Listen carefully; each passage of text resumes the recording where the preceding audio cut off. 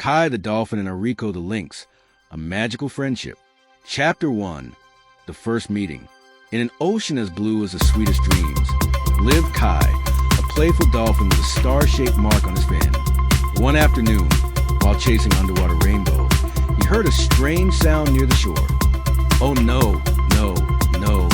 It was Aurico, a golden-furred lynx, who had slipped while trying to fish with his tiny paws. I'm scared of water, Aurico yelled, flailing his paws desperately.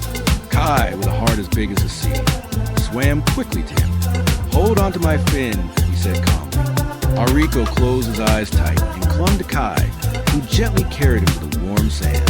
You're the first dolphin I've ever met, and the bravest, said Aurico, shaking his wet fur clumsily. Kai laughed, sending tiny water droplets into the air. And you're the funniest lynx I've ever known. That night, they shared a piece of sweet fruits Aurico had gathered and juicy fish Kai caught, under a sky full of stars. They promised to be best friends forever, even if one lived at sea and the other on land. And so, Kai and Aurico proved that when two hearts understand each other, it doesn't matter if one swims and the other runs, because together they can create magic. Chapter 2, the heart of the ocean and the spirit of the forest. In the turquoise waters that bathe the shores of the lush land, lived a playful dolphin named Kai. His smooth skin shimmered under the sun, and his acrobatic leaps were the joy of the waves. Kai loved to explore the coral reefs, greet the colorful fish, and chase the bubbles that suspended in the seabed. High in the wooded hills that rose near the coast, lived a cunning and agile lynx named Aurico. His spotted for allowed him to camouflage himself among the shadows of the trees. His piercing eyes observed the world with curiosity.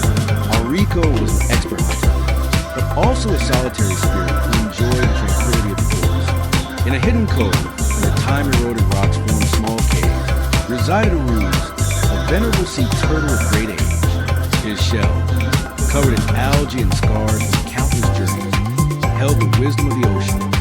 A ruse had seen many moons pass and knew the secrets of the currents and tides, the whispers of wind, and the deep silences of the sea. One day, while Kai was playing near the shore, a fishing net, forgotten by some careless fishermen, became entangled in his tail fin. Panic overwhelmed the young dolphin as he struggled to free himself, but the net only tightened. His calls for help echoed weakly above the sound of waves. Aurico, who was hunting rabbits near the coast, heard the anguished squeals, although he had never paid attention to the sounds of the sea before. This time, something in the tone of desperation in the call stopped him. Cautiously, he approached the edge of the cliff and observed the sea. He saw the dolphin struggling to entangle in the net, his movements growing weaker. Moved by a strange compassion, Aurico agilely descended the rocks until he reached the beach. He had never ventured so close to the water before, an alien and mysterious realm to him. Seeing Kai's distress up close, he knew he had to do something. Meanwhile, Kai's weak calls reached Arusa's cove. The old turtle, with his characteristic slowness, moved toward the entrance of his rocky refuge. His wise eyes captured the desperation of the young dolphin and the curious figure of the lynx on the shore. Without hesitation, Aurico plunged into the cold water. The sensation was strange and unpleasant for his paws accustomed to solid ground. He swam clumsily toward Kai, feeling the resistance of the water and the difficulty of moving in an element that was not his own. Upon reaching the trapped dolphin, Aurico tried to bite the net with his sharp teeth. The task was more difficult than he imagined. The net was strong and slippery. Kai, exhausted, watched him with a mixture of hope and despair. Aruz, finally nearby, observed the situation with his calm and profound gaze. With his horny beak, he began to gnaw at the knots of the net near Kai's fin. His movement was slow but steady, and his experience with marine materials allowed him to find the weak points. Aurico, seeing the turtle's action, understood what he had to do. With renewed energy, he bit and tore at the net alongside Aruz. They worked in silence, each contributing their unique skills to free the dolphin. After what seemed like an eternity, the net finally gave way. Kai felt the lightness in his fin and, with a surge of joy, swam free, circling his rescuers as a sign of gratitude. Aurico emerged from the water, shaking his wet fur with a strange but satisfying sensation. He had never imagined helping a creature of the sea, and the experience had filled him with an unexpected warmth. A ruse slowly emerged from the water, observing the two young ones with a wise gaze. "The heart knows no boundaries, young friends," he said in his deep and slow voice. "Help can come from the most unexpected places." Kai approached the shore and emitted a series of soft clicks and whistles, as if thanking his new friends. Auriko responded with a soft purr, an expression of tranquility he rarely showed. From that day on, a strange friendship blossomed between the dolphin, the lynx, and the turtle. Kai frequently visited the coast, sharing the wonders of the ocean with Auriko. The lynx, in turn, ventured near the shore, telling Kai about the secrets of the forest. Aruse, the wise elder, often joined their meetings, sharing stories of the past and teachings about the balance of nature. They learned from each other, discovering the beauty and importance of different worlds.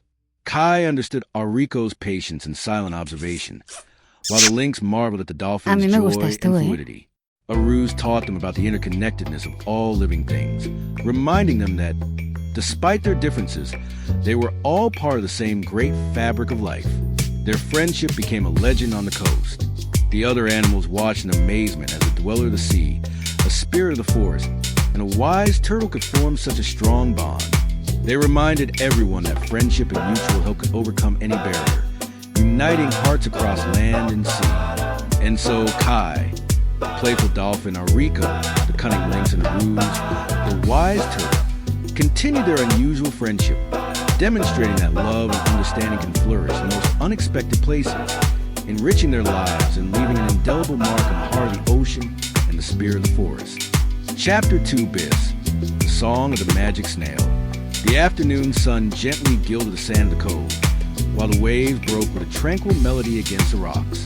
Kai, with his innate curiosity, swam to the shore, where Auriko, with his feline elegance, awaited him. Aruse, the venerable turtle, rested nearby, his wise eyes observing the horizon. Aruse, Kai began, his voice a soft whistle. Today the ocean was full of bright colors. I saw fish that looked like jewels swimming among the corals. Auriko, stretching with an elegant yawn, added, and I hunted a butterfly with wings as delicate as flower petals in the forest clearing. It was a fleeting dance. Aruse smiled slowly, the wrinkles around his eyes deepening. Your observations are beautiful, young friends. They remind me of a story I heard many, many moons ago, when the ocean was younger and the forest more vast. Kai and Auriko drew closer, their eyes full of expectation. They loved to listen to Aruse's stories, filled with the wisdom of ancient times. This story is about a little sea snail. Aruse began in his deep and slow voice. A snail different from all others. Its shell was not brown or gray, but it shone with all the colors of the rainbow, changing with every ray of sunlight.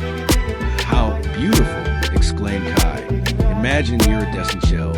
Indeed, continued Aruse, this snail lived in a garden of dancing algae, where anemones swayed like flowers and fish sang soft melodies. But despite all the beauty that surrounded him, the snail felt lonely. Why? Asked Auriko, intrigued.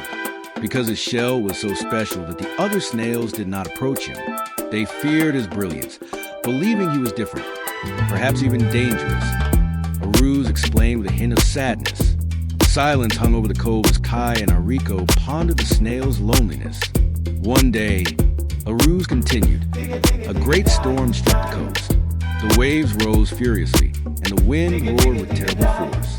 The algae garden was shattered, and all the little snails were swept away by the current. Oh no, Kai whimpered, worried about the snail with the bright shell. The rainbow snail was also swept away. Aruse went on. But his shell, although beautiful, was also strong and resilient. It protected him from the blows of the rocks and kept him afloat in the turbulent waters. And what happened to the other snails? Auriko asked anxiously. Many were lost, Aruse replied with a sigh. But some, weak and frightened, clung to pieces of coral and algae, struggling to survive in the fury of the sea. It was then that the rainbow snail saw his fellow snails in danger. Despite the fear they had previously shown him, he did not hesitate to approach. His bright shell acted as a beacon in the darkness of the storm, guiding the lost snails toward him. They clung to his shimmering shell, finding a safe foothold in it. The rainbow snail, with patience and strength, led them to a safer place, a protected crevice in the rocks where the waves could not reach them. When the storm finally subsided and the sun shone again, the other snails looked at the rainbow snail with new eyes. They no longer saw his brilliance as something strange or threatening, but as a light of hope and salvation. They realized, Aruz explained with a wise smile, that what made him different could also be his greatest strength.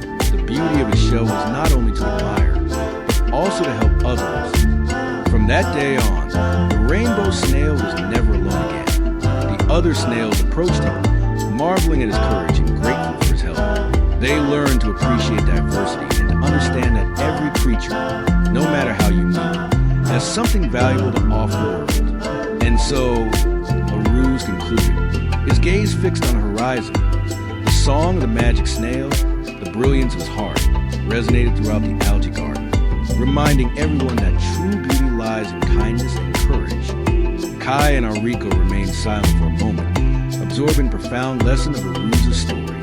It's a very beautiful story, Aruz. Kai finally said, it teaches me that we should not judge others by their appearance, and that our differences can be what makes us special and capable of helping others, added Enrico with a new understanding in his golden eyes.